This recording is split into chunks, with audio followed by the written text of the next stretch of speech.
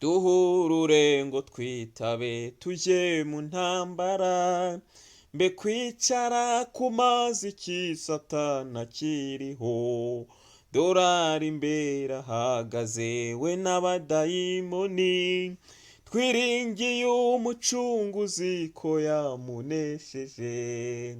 Kwizera Kristo, kwizera Kristo niko kudushoboza kunesha iby'iyi si. Kwizera Kristo, kwizera Kristo niko kudushoboza kunesha iby'iyi si. Twahawe inkota ikomeye n'ijambo ry'Imana, niyo yaneshereje abe mu bihe bya mbere. Ingabo yitwa kwizera yarabakingiye, natwe niyidukingira twiringiye Yesu. Kwizera Kristo, kwizera Kristo niko kudushoboza kunesha iby'iyi si. Kwizera Kristo, kwizera Kristo niko kudushoboza kunesha iby'iyi si. Abanzi baragwiriye barwanya Uwiteka, tuzabanesha twambaye intwaro ze zose.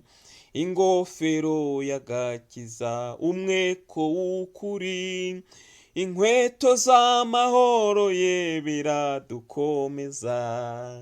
Kwizera Kristo, kwizera Kristo niko kudushoboza kunesha iby'iyi si. Kwizera Kristo, kwizera Kristo niko kudushoboza kunesha iby'iyi si. Unesha ibyaha azambikwa umwambaro wera, Yesu azavuga izina rye ku mana mu ijuru. Dukanguke dutambuke turwane intambara, tunesha abanzi twizeye izina rya Yesu. Kwizera Kristo, kwizera Kristo niko kudushoboza kunesha iby'iyi si.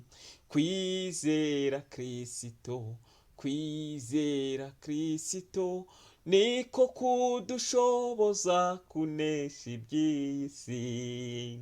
Kwizera Kristo, kwizera Kristo niko kudushoboza kunesha iby'iyi si.